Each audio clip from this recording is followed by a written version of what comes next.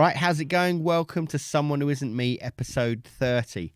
My guest on this one is Perry Farrell of Kind Heaven, Jane's Addiction, Porno for Pyros, Satellite Party, etc. Now, as well as being frontman, singer, lyricist, etc. for all those bands, Perry is also the co-founder of Lollapalooza Festival, which was the first sort of multi-genre European-style festival in the US, and it since has become a worldwide thing. He's also an incredible visual artist, and his sculptures on the front of the Jane's albums Nothing Shocking and Ritual dello Habitual are what makes those records on first glance so iconic. I think it really had a profound effect on me. Now, since I've been doing Swim, I've had some guests on that I've been truly inspired by over the years and still am. Like people like, I don't know, Maynard James Keenan, Chino Marino, Alan Moore, Billy Corgan, etc. But if I'm going to be real for a minute, you wouldn't be listening to this podcast, basically, if it wasn't for Perry Farrell, because Jane's Addiction in particular had such a profound effect on me. They were my band when I was a kid. Do you know what I mean?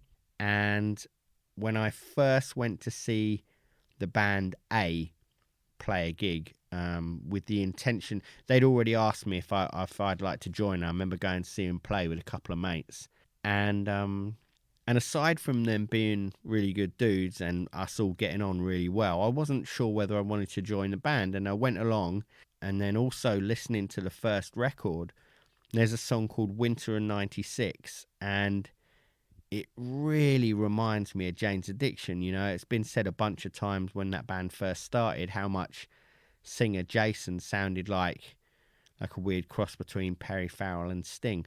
But there's moments where musically as well, because the band loved Jane so much, it really came through, even though they were this kind of punk rock band.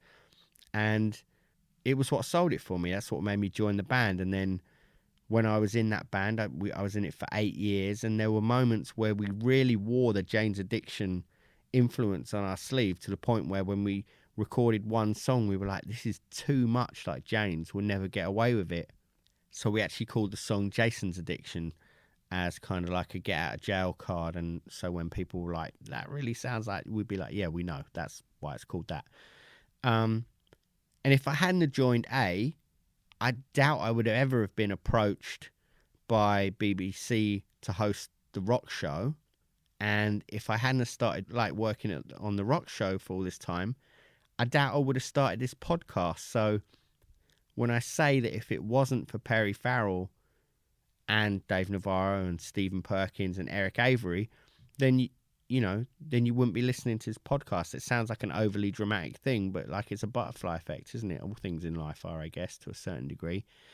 So you can blame him for that, or you could also thank him, because I still contend to this day that 3 Days on Ritual dello Habitual is one of the finest pieces of rock music ever recorded. Anyway, so this interview was done in the afternoon before the first of 2 shows that Perry did with his band, the Kind Heaven Orchestra, at the Box in London. And it was for the launch of the album Kind Heaven, and it was a really intimate thing. It was really exciting, because it was like a gig with theatre and burlesque and snake handling and gymnastics and shibari. And yeah, it also felt very special as well, because Perry's wife, Etty, is co-vocalist in the band. So there's this amazing dynamic which you don't normally get to see very often with artists performing like that. And it was beautiful to see.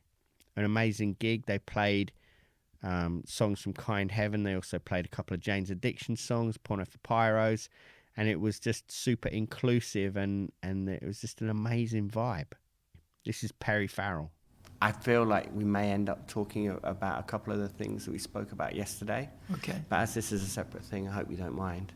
Well, just go to work. Okay. Well, you're here for Kind Heaven, for the album's release and playing the show. So let's talk about that first of all. All right. As with most things that you do, you're a multidisciplined artist, I would class you as. I guess an artist is just an all-encompassing thing, but these days it generally seems to be very focused on one thing. But you've always struck me as somebody that thinks well beyond just the confines of one discipline, I guess. And this album exemplifies that. If I could put myself into any category as far as the arts goes, I would think that I was a found object artist. Yeah. As my mother was a found object artist. Okay. I have a habit of seeing the beauty in things and wanting to utilize, what's before me, and wanting to kind of ride on it, take it for a ride, or dress myself like it. Like, as an example, today I was at the American Embassy. Mm-hmm. The woman was showing us around, and the ambassadors, American ambassadors, each one comes in with their own art collection. And so she was showing me on the wall, there was this illustrator. His name was, forget his name now. I'll get it to you at the end of this Mm-hmm. thing.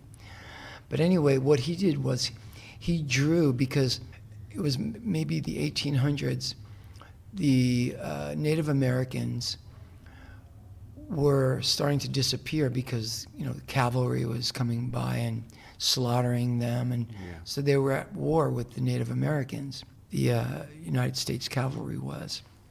So this one guy decided to make illustrations of the chiefs in their ceremonial garb. And a lot of them were wearing things, as they did back then, they traded. So there was a lot of trading going on with British soldiers and American soldiers in that era. Yeah, it might have been late 1700s, early 1800s. So the Indians, the American Indians, had like ruffled collars, high collars, and ruffled sleeves. Yeah. And then they would have, really interesting ceremonial paint on them, with a mink hat and a buttoned vest. Yeah. Things like that. So I got off on this collection at the American Embassy so much that I took this person, I jotted the person's name down on my phone. I went over to my friend Joshua Kane, who's a tailor. Yeah. And I showed it to him, and I go, I've been buying some things. You'll see at the show tonight, I'm wearing Joshua Kane's, a few of his pieces. I saw him yesterday. I walked past him yesterday. Yeah? Yeah, it's funny. I wanted to say hello, but yeah. Fun. So anyway, I went in there, and he's like trying to show me some new things, and I'm like, no. We're going to work. I'm going to show you some pictures, Joshua. We're going to work on this next. So I still want you to style clothing for me, or I want you to tailor clothes for me, but I want to riff off of what I just saw at the American Embassy, and that's what I do all day long. That's how Lollapalooza became what it is. I'm constantly spinning things that I see, found objects, found records, Yeah. That's how I just love it. I just get inspired by things, and I set about trying to make art, off of the reflection, or create a reflection of what I've just been engaged with. The thing with Kind Heaven that I noticed is I'm aware of the event space that's taking place in Las Vegas, and it's this immersive, all-encompassing environment, I guess, that you've envisioned it in, and the album's been recorded in, is it Dolby Atmos? Yes, Is that what it's Dolby called? Atmos and binaural. Oh, okay. So I'm looking at my children, and they're not listening to me because they have headphones in. So I riff off of that, and I say, well, they're going to hear me one way or the other. I'm going to get in their ears. So I mixed the album binaurally, but in the latest binaural software. So it'll sound like sounds whizzing around your head. It's not going to just be a stereo mix. Yeah. And then also, because my partners are in Hollywood movies. They make Hollywood movies. So they sent me to mix with this fellow Mark Binder at Dolby Studios to mix the album for the building. So now I can, I can do deconstructed mixes or remixes, if you will, throughout the building. That's basically the soundtrack of the evening. But I didn't want to stop there, so now I've got that idea. But I also have Lollapalooza, so now what my ambition is to take that and do that mixing in the fields of Lollapalooza and wherever else we're going to perform next. So that's what I'm actively pursuing. Wow.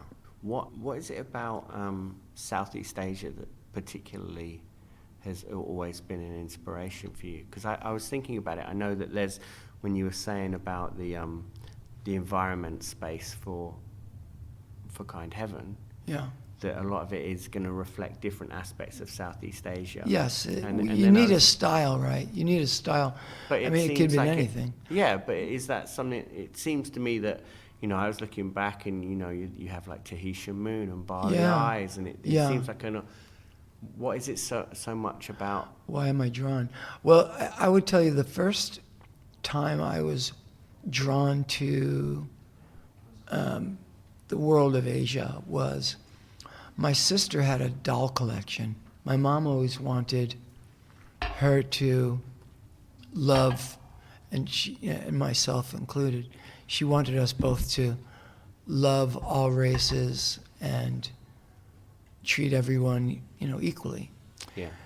And this was during the era of, equal rights and civil rights movement.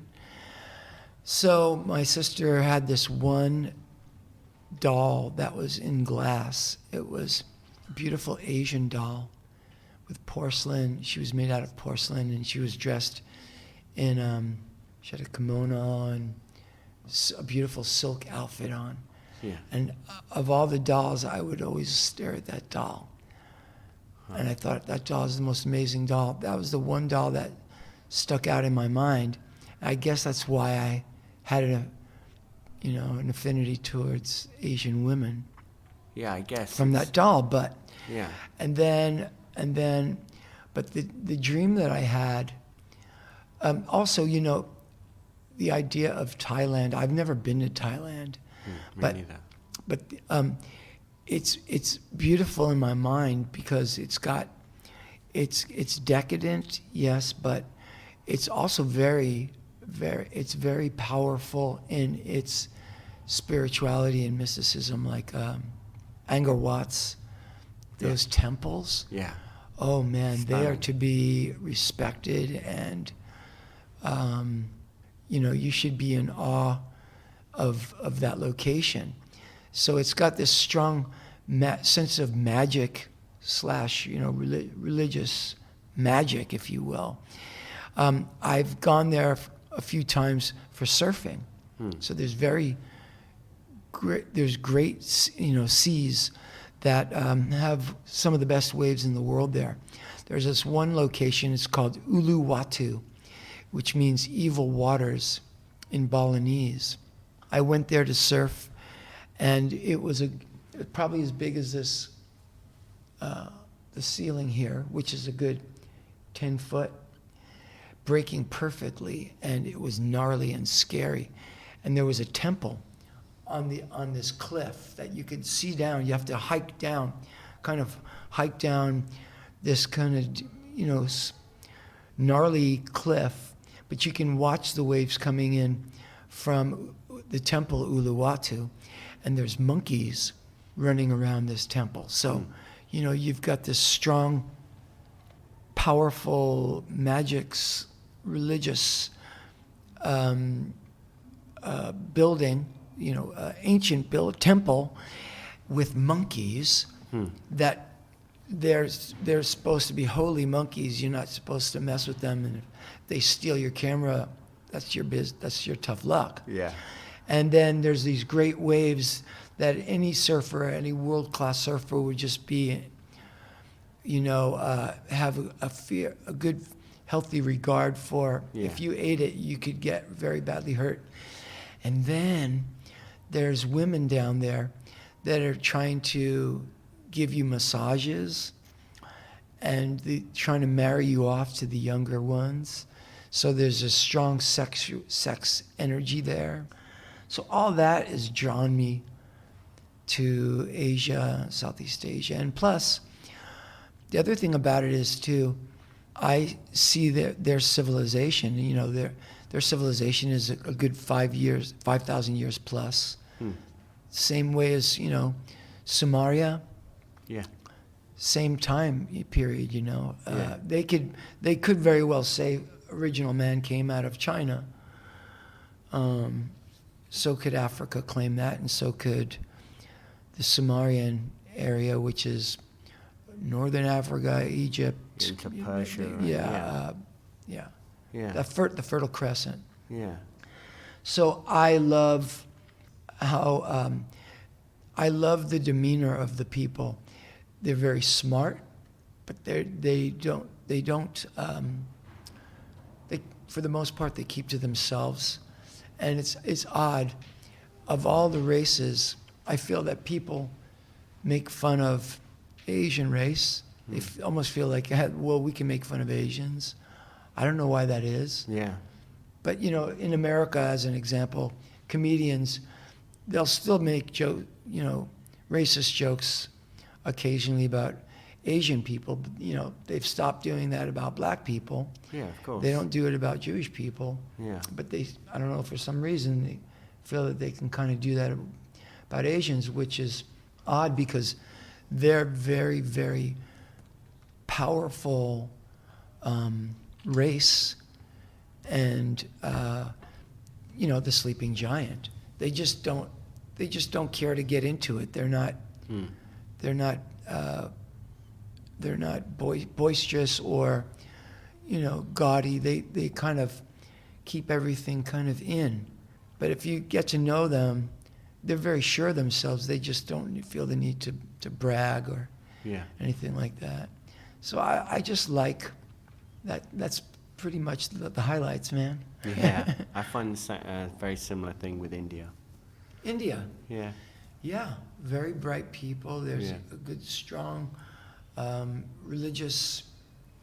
Like a religious grounding. Very grounding. Like a spirit, yeah, which Very- sounds they're like very an spiritual. oxymoron, really. Yeah. But yeah, Yeah. very spiritual.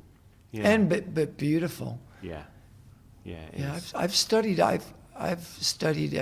Done comparative religion. I've read the Gita. I've read the Gita. I've read Buddha, the Dalai Lama. You name it. Book of Mormon. I find it interesting that you said about the temple and it being like a really magical place, because I think that's a really important thing in the sense that everything you've done, each of your bands, I feel has a very magical element to it, and that can be interpreted in different ways. People can just be like, oh yeah, it's really magical, and view that in a surface way. But I actually feel that creativity in general is a magical thing. Yeah. You're communing with things. Yeah, And it's you're, miraculous in certain ways. That's why I'm so in love with the world. You ask my wife when we drive, I cannot stop pointing things out, and it makes other people laugh, but I don't realize I'm doing it. But as we're driving, I just, oh my God, look at that! Did you see that? And just look at the juxtaposition of the parametric designs from this, the architecture done from the parametric perspective. And I would ask my kids, you know what parametric design is? Yeah. And I'm constantly in awe of art and architecture. Yeah. to me, it is the fact that human beings, I mean, we came up with it. And science, too. Science is just so amazing. The fact that and medicine. Yeah. I was thinking how smart we are, you know? Yeah. Well, yeah. Right. So why do we have the potential for it? Boris Johnson and Donald Trump? Yeah. That's the big question. That's the $1 million question, or the $1 billion question. Well, yeah.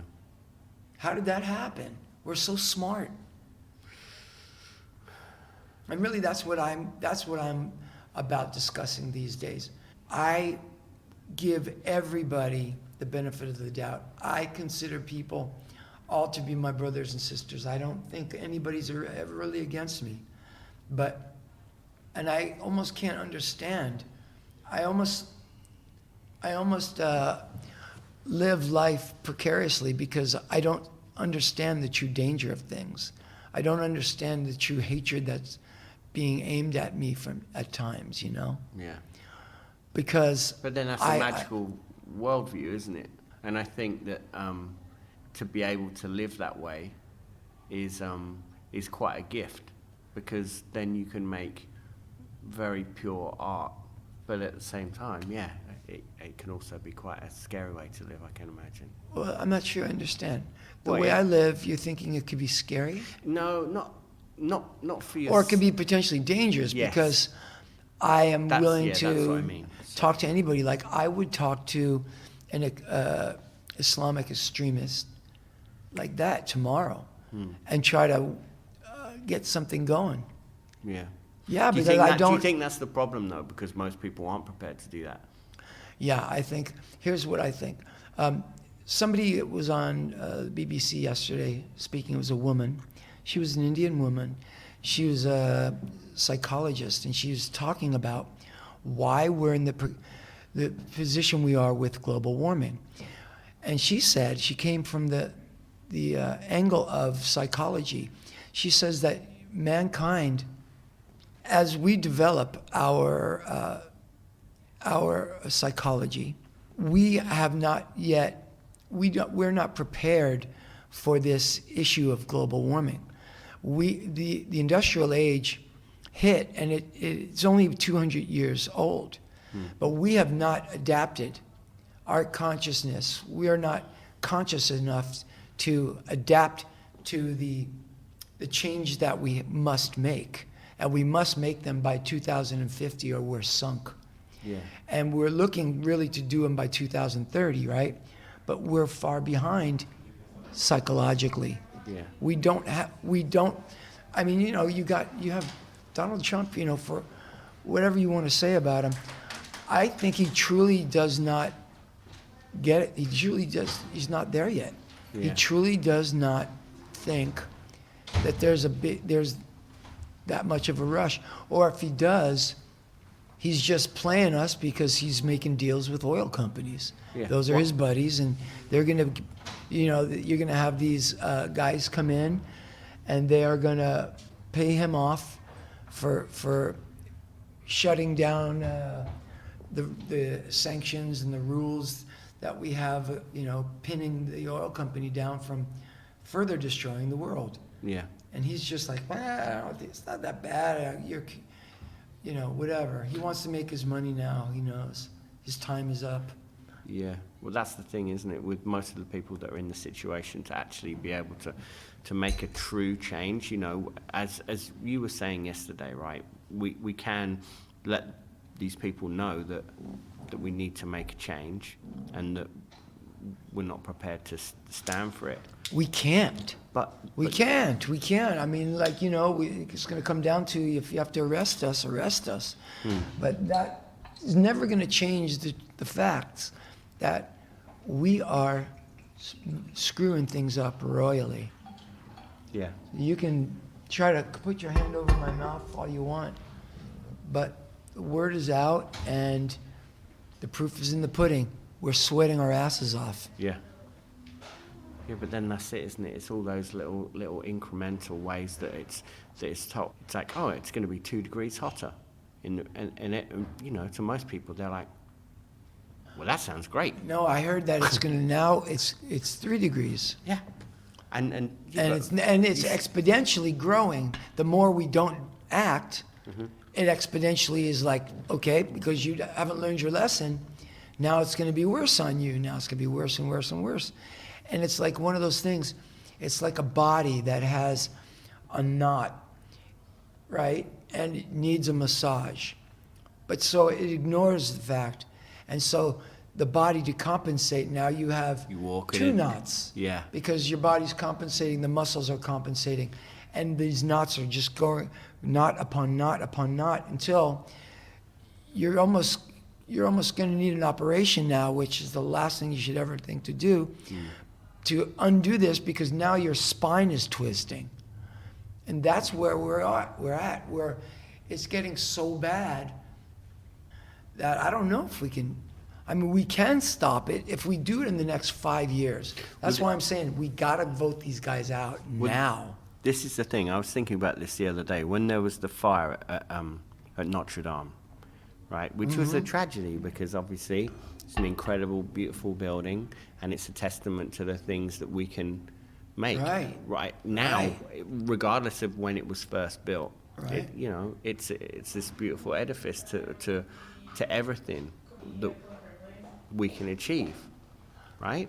And it was a spiritual place. When it burnt down, people rushed in from corporations to donate money, and you'd like to think that it was because they thought it was such a tragedy, but I also think it was the fact that when this place is going to be rebuilt, there'll be a blue plaque on the wall. Of course. Why do you think Trump moved the embassy to Jerusalem? To me, there's a nice big golden calf hanging on the wall. Jewish people shouldn't have allowed him to be so ostentatious with that. Yeah. I mean, I don't think, I didn't feel good about it at all. But yes, I agree with you. And do you know now that they're saying that the ceiling is in danger of caving in at Notre Dame? Because I didn't know that. Yeah, because of the heat is causing the roof to sag. Yeah. Something crazy is going on right now because of global warming. It's causing the structural damage.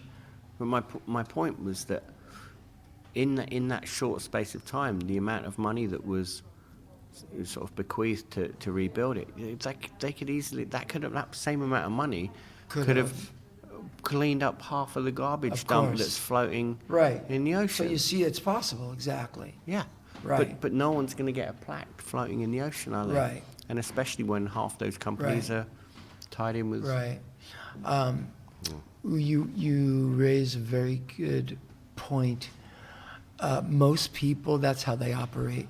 They operate vaingloriously. They want. Yeah. They want, like, and here's the thing about charity that I was taught. When you do charity, when you do things for people, you should definitely not brag about it. Yeah. But you don't really even talk about it, and it should hurt. And you should do it because it's the right thing to do, and the universe knows about it. And that's the way it goes. And rich people, especially rich people, should be doing charity. I think that this whole system, the system of taxation that we have, is so twisted and demented that the richest people start getting these tax loopholes where they escape ever having to even pay tax. I feel that those people should pay more tax than anybody. They should pay their employees more than anybody. You know what I mean? Minimum wage, forget about it. You should blow that right out. If you're working for a company like, Amazon, they should, price fix the people that work for them. It should be like, if you're working for that guy and he's making several $1 billion a day, you should come along for the ride. Yeah. And he should give back a certain percentage of it. Here's how I would do it. This is how I would tax the world. Everybody does 10% across the board. So if you made $100, 10% of 100. If you made 10 billion, 10% of 10 billion. Yeah. What's wrong with that? Yeah. No, I hear you. And is it going to stress a guy who's a billionaire to give 10% of 10 billion? Well, how much money does he need? Well, that's the question on it for everything, isn't it? I think once you fall into that trap of how much is ever enough. Well, they're supposed to be Christians, right? Why do you think they hated Jesus? Yeah, Because he went and knocked over the lenders' tables, yeah. the banks. They were hanging out right in the front of the temple. And he's like, get lost. Yeah. Yeah, man. It's funny, I heard you say a thing about one of the reasons that the people that are the real problem right now is because they've never worked a job. They've never... They have no empathy. Yeah. How could they? They don't have a reference. You know, you get abused long enough, you know what it is to be abused, and you start to gain empathy. When you've worked for your money. Yes, you know how hard it was to get. You can really empathize with the guy who's struggling to earn a living, be a family guy. Yeah. But a guy who's had it all, no one ever said no, and then he surrounds himself and buys out the judicial system. Yeah. I mean, we are at the worst, most critical time. It's going to be amazing. I can't wait to get through it. I just don't want the last years of my life to be spent fighting with these people. Here's what I want to see happen. 5,000 years our society, our civilization we're coming up on 6,000 years of our civilization, in Sumerian civilization, right? But yeah, that's all consensus opinion, isn't it, as well? No, I mean, I can tell you that the Torah, Egypt, that was all about 6,000 years ago. Yeah, but then they're now finding things that don't fit within that timeline, like in Göbekli Tepe, and they're excavating Even that. further back? Yeah, and it's Okay, like great. 10,000 years. Okay, great. Okay, Yeah. but here's my point. That's fine. I would be very interested to listen and learn about that. Yeah. But my point is more that, so you have these people fighting. They've been fighting, right? They mentioned it. David was fighting Goliath. Philistia, the Philistines, Yeah. were the Palestinians. They were sailors. They came from Greece, sailed down, and lived around that area. And they've been living in that area along with the Israelites, fighting. And we're so smart, right? We're such a smart race, us human beings. We have language. We dress ourselves. We have television. We have airplanes. We have architecture, incredible medicine.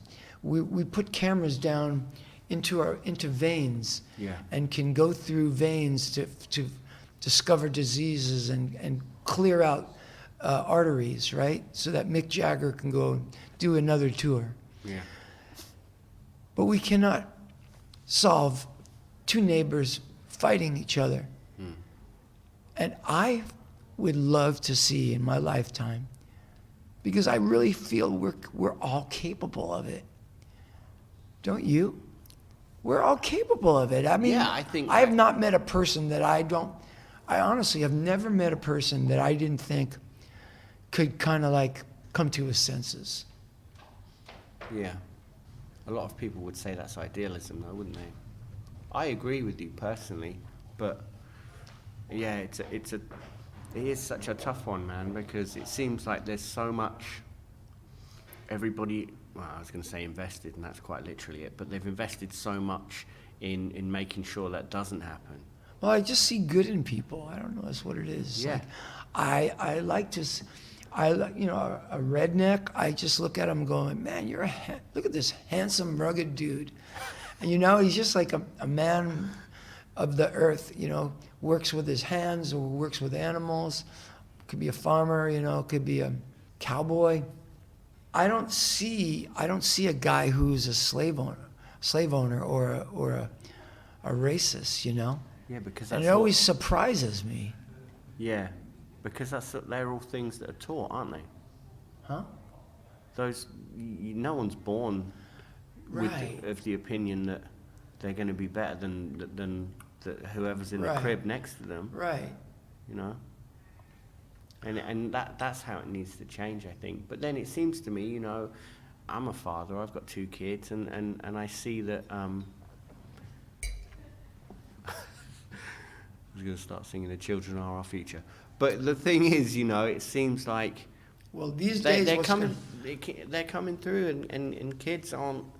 They're not as compartmentalized with their thoughts on anything, you know, in their musical taste, in what they, you know, the fashion sense, in who they can be friends with, and how they can present themselves, you know. I look at kids and I see potential. Yeah. Even in every single kid, even if they're starting to become a jerk, you know, like you look at them and go, oh, the kid's starting to become a jerk. You look at the parents, they're definitely jerks. Yeah. But then I always think to myself, I just wish that this kid could get away from his parents, because this kid has potential. He's smart, you know, funny. Yeah. Seems like he's got a kind spirit, you know, but you're right. That's the danger of having leaders Yeah. that are, shall we say, they just shouldn't be leaders.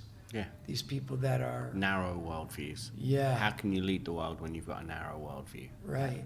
That's how I think. Right. Yeah. Well, let's talk about something more cheery than. Well, I wanted to speak some more about your music. Okay, and great. Let's do that. Yeah. As I told you yesterday, James was such a powerful influence on my life when I was a kid, because I think I said it yesterday that there was this, amongst me and my friends, there was almost like this mythology around the band, because it, you know, you so represented and encompassed LA at that time.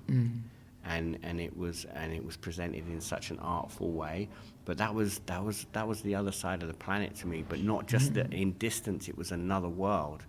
And yet, you know, I remember listening to the records and watching Soul Kiss and you know, dressing as I saw you and the band, and got loads of shit for being in like this small town in the UK, but it didn't matter, because that was all part of making me who I am.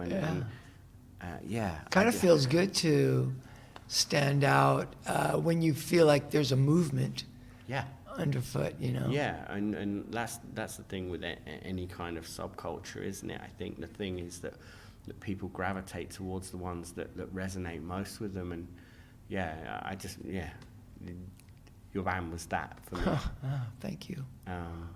And I'm excited that you know, on this run of shows that you're doing with Kind Heaven Orchestra, you're playing Jane's songs, and you're playing the new record, and you're playing Porno songs. Yeah. And I think it's really exciting.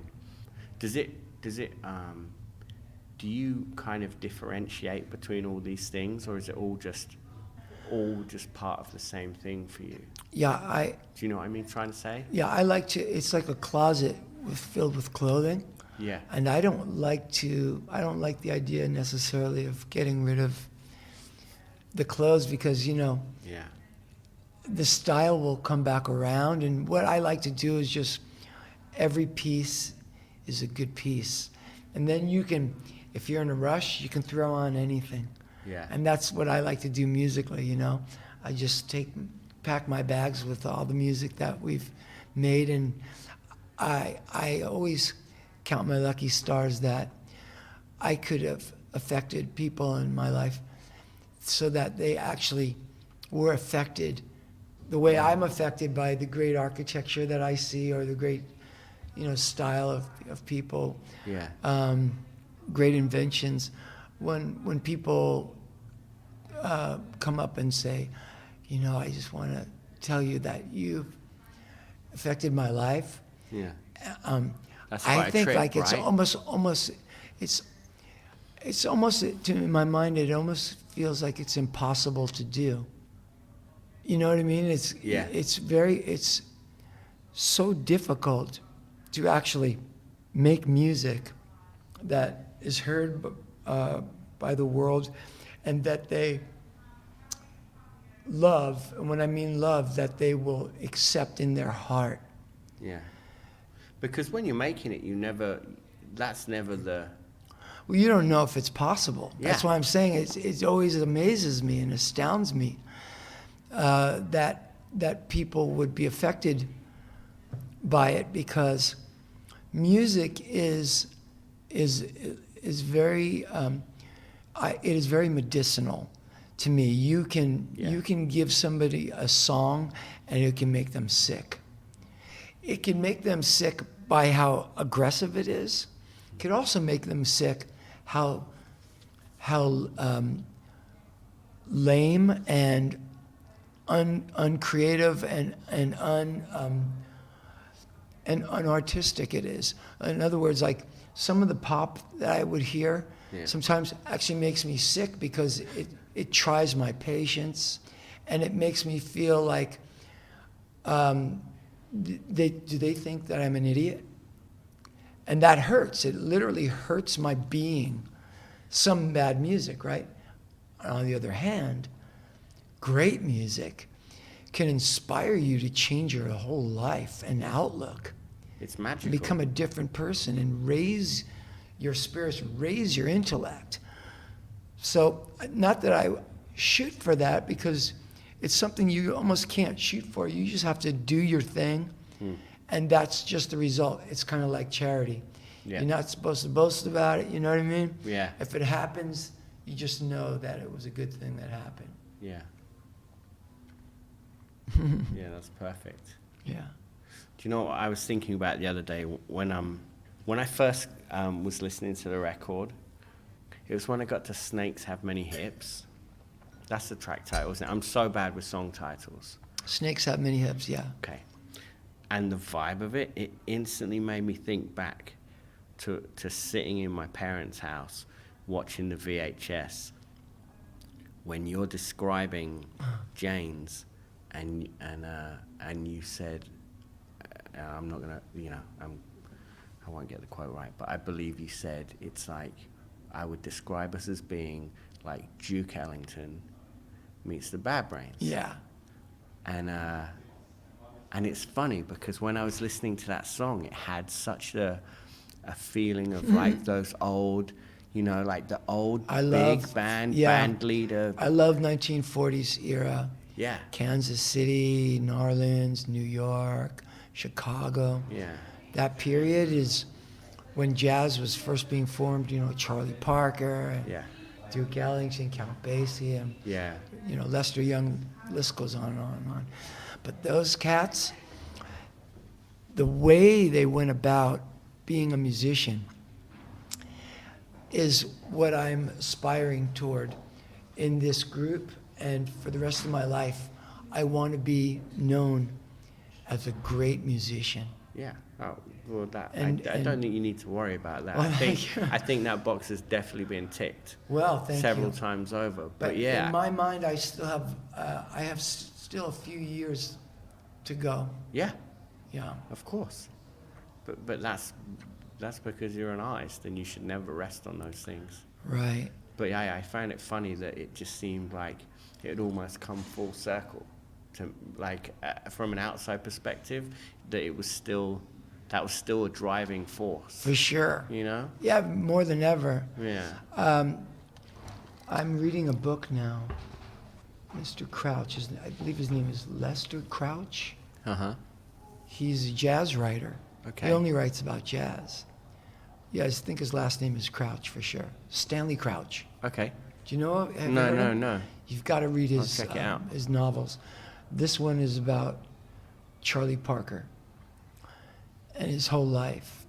And of course, so it starts out in Kansas City, and this guy goes so deep and extensively about the people that Charlie was playing around, including his wife and his mom, and the living conditions in Kansas City, and how they would go up, each band, the players, it was almost like they were athletes where they, one guy would get up there and do a solo, and the other guys would be watching him going like, whoa. Like it was a Now challenge. It was a challenge. Yeah.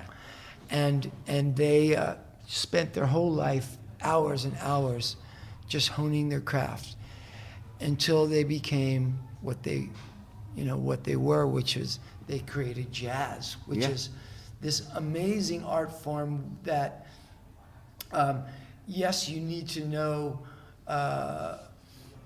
literally the scholastic The technicality. technicalities of music, but to be truly great, it's the improvisational aspects that make you a legend.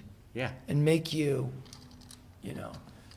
that unforgettable. Communing with something beyond. Yes, because you go into the super unknown, and you're asked and you're called upon to draw it down before people. Well, that's what it is. That's what I always view all art as, but music, in particular, it's... The music, it's happening right before your eyes, whereas an artist, at least, he could stand back and he's in his place and he's got the time, but that's the thing, isn't it? Because the time just goes... Yeah. When you're making art or making music, time becomes so immaterial and you realize that it's a construct. And you never have enough time. Like they always tell me, my wife always says, your records are always done when you've run out of time. You've never handed an album in on time. Yeah. She reminded me. It's always you've run out of time, and so the record has to end. Yeah. It's like, when is the painting finished? Right. Yeah. There's one last thing I really wanted to speak to you about, because I feel like, I'm aware that I'm taking up your time. But there was something that I heard you say the other day, and this kind of relates to what I was getting at then about art being something where you're a conduit for other things, and you're you're almost like an antenna bringing things through you. And that was something you said about conversing with an angel. Would you be happy to talk about that? You want me to tell you more about it? Yeah, because I found it fascinating, because I feel that most people really, they shy away from actually... Telling people about that. Well, not just that, but, there are magical things around us all the time. Yeah. And it's almost that people have this like blinkers on of rational thought where they were like, well, that can't have been what just happened, right? Right. Do you agree? Right. Yeah, I know what you're talking about.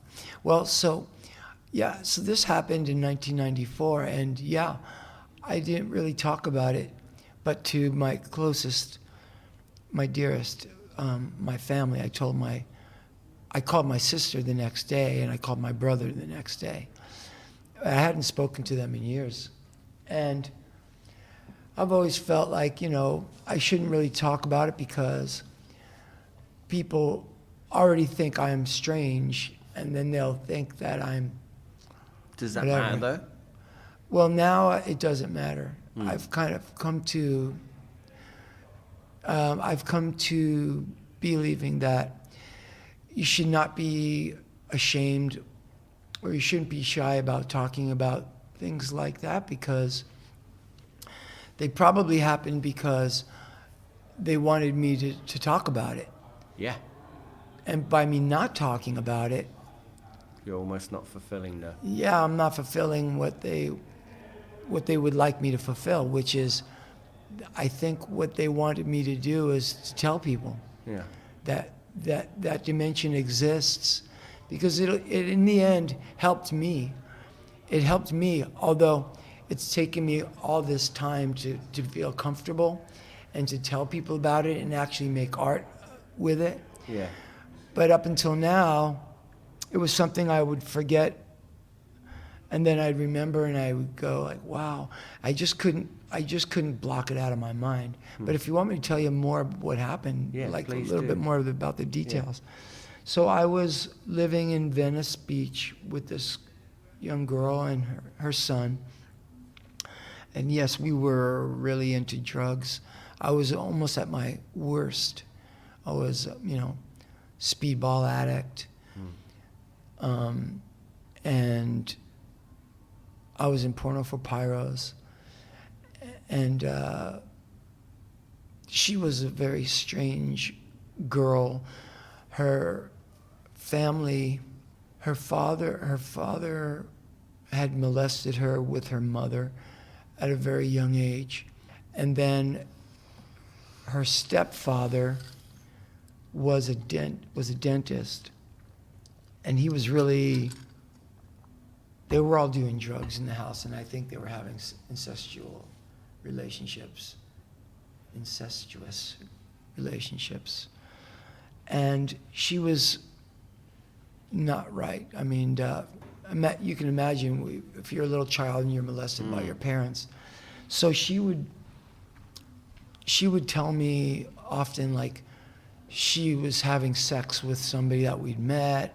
Like, she would just tell me these stories, and I think to try to get me jealous, to try to keep me around. So as a result, I was starting to lose my mind. I was starting to think that she was having sex with all these people. And I actually confronted her parents about them molesting her, and they did. The father who was, he was a Chinese mafia. But still, I was with her, and I confronted him because she had lost her mind about it, you know what I mean? She was never going to be the same. And he actually broke down and cried and said, well, I was molested when I was a young child. I'm like, that doesn't give you the license to go and molest other people. Anyway, the reason I'm telling you that part of it is because when my mother came to me, one of the things I asked her was, is so-and-so, I won't tell you the woman's name, is she cheating on me? And my mother told me, she's not cheating on you. And then she said, and so-and-so, her son, is an angel. So that was some of the things she said. She started. This was your mother talking through. Yeah, through her. Through her. Was she asleep? She was asleep.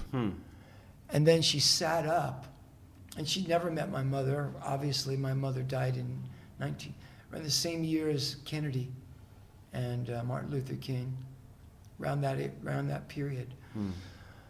60, 61, 60, I don't remember the exact year. But, and I didn't know my mother played mahjong. And I hadn't spoken to my sister in a few years. So anyway, so the conversation went like this. She said something like, Parrots, it's your mother. And she sounded like a woman from Brooklyn, like a Jewish woman from Brooklyn. Parrots, it's your mother, like that. Like she sounded like my sister, honestly. So when I speak to my sister, it's just like nice because it's the closest thing I could get to my mother's voice. And then I went, Mom? And I was looking at her into her eyeballs, and her eyeballs were shining and smiling as if my mother was looking through the young girl, at me. She had a nice smile. And the young girl that I was with, she couldn't have faked my mother's accent, number one. She was not an artist in that way. She, as I told you, she like very rarely spoke because she was traumatized. I loved her, but we did a lot of drugs and just wasn't the way I was living was not good. My mother said, it's me, your mother. I go, Mom? She said, yeah, I'm looking right at you. You look like your father, but if you could see me, you'd know you was mine. And then it went like, what are you doing here? And she said, we are very proud of you. So there was a we. I couldn't see anything. I could only see my girlfriend talking to me. Yeah. And she was sitting upright. And then I said, I love you so much, you know, I miss you so much. And she said, I miss you too. And I said, you know, where are you? And she said, I'm in a place. She said, I travel around the world. And I travel the world, and I'm very tired, but I never get to rest. And I said, well, what can I do? I want to help you. Can I talk to God? And she said, no, sweetheart, you can't. So I never forget that. She told me that I couldn't speak to God. Now, I don't know. She didn't say God is around, but you can't speak to him. So every day of my life, I think, is there God? You know, because that's a question we all have. Yeah. Anyway, so I said, well, look, Mom, I said, can I speak? I said, can I speak to God? Can I help you get out? And she said, no, sweetheart, you can't speak. You can't. I go, well, then who can I speak to? Who knows? And she said, your soul knows. And then I asked her, I said, is so-and-so cheating on me? And she said, she's not cheating on you. And her son is an angel. And then she said, yeah, I told you. She said, I said, who can help me? Who knows? She said, your soul knows. Yeah. Okay, then, I asked her, why did you kill you? That's what it was. I asked her, why did you do that? Why did you kill yourself? And she started crying, and she said, I was desperate. I was desperate. Like, she felt terrible, and especially terrible trying to excuse herself to talk to me. Yeah. Because I was only 3 years old, 3.5. So I felt bad even asking it, but I had to ask it. I mean, wouldn't you? Yeah. Why did you do that? Like, what made you do that? And so the last thing she said, so-and-so is waking up, sweetheart, I have to go. It just happened like that. She goes, I have to go. So-and-so is waking up. She's about to wake up, and I have to go. But then I heard her almost as if she was listening to somebody tell her what to do, said to me, I want you to call your sister tomorrow and ask her to give you my mahjong set. And I said, all right, I will. I love you. I love you. And then my girlfriend went like this, and she passed back out onto the bed, and then kind of like came out of it just at the same time, as if, like, you know, when a person comes out of the dentist, they're kind of like that groggy. Groggy, yeah. She looked just like that, my girlfriend did. Wow. And she didn't know that it happened, but she felt like something. She was like, like some kind of, like, it was, I wouldn't say painful, but like something had, but she didn't have any clue about it. Did you say? Yeah, I said, did you know what just happened to you? Did you know that you were talking to me as my mother? And she didn't know what I was talking about, and she just kind of went back to sleep. She didn't go like, no, I didn't do that. Like, nothing. Yeah. She just was tired. So she's like, like, we were shooting speedballs. So does that give that you was hope? the end of the night.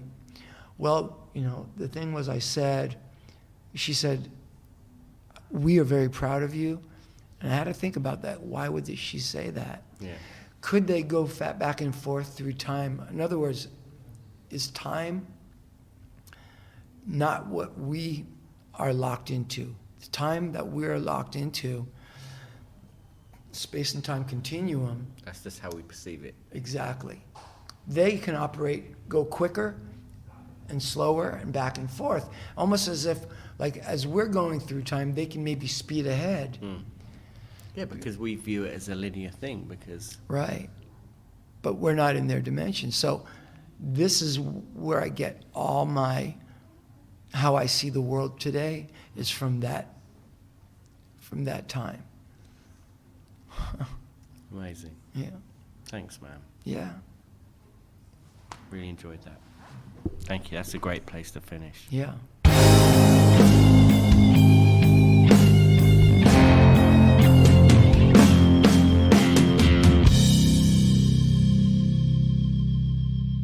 Thank you for listening to Someone Who Isn't Me, episode number 30.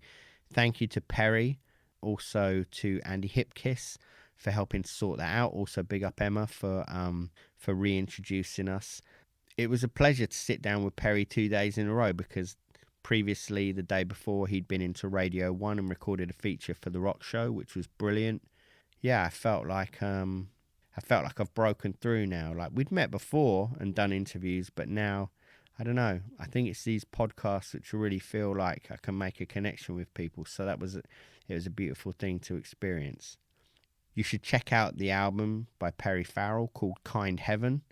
If you haven't ever listened to Jane's Addiction as well, just please go and listen to Ritual Dello Habitual immediately. You know, that band is, as much as I've been going on about what a huge influence those records were on me, they're also a huge influence on people like Deftones and Tool and Rage Against the Machine and System of a Down and Jeff Buckley. Like, you listen to Grace and there's moments that really, really sound like Jane's Addiction. So yeah, go check them out. Perry can be found on Instagram at Perry Farrell Official. On Twitter, it's just Perry Farrell. I'm at Daniel P. Carter on both of those. And the podcast is at Swim Podcast on both. Also, if you could take a minute to leave a review on iTunes, just a few kind words, and click 5 stars, that would be much appreciated, because it does make a difference. If you enjoyed any of these podcasts, just show a bit of love. That would be great. It'll only take you a second, and it would be much appreciated. So, spread the love.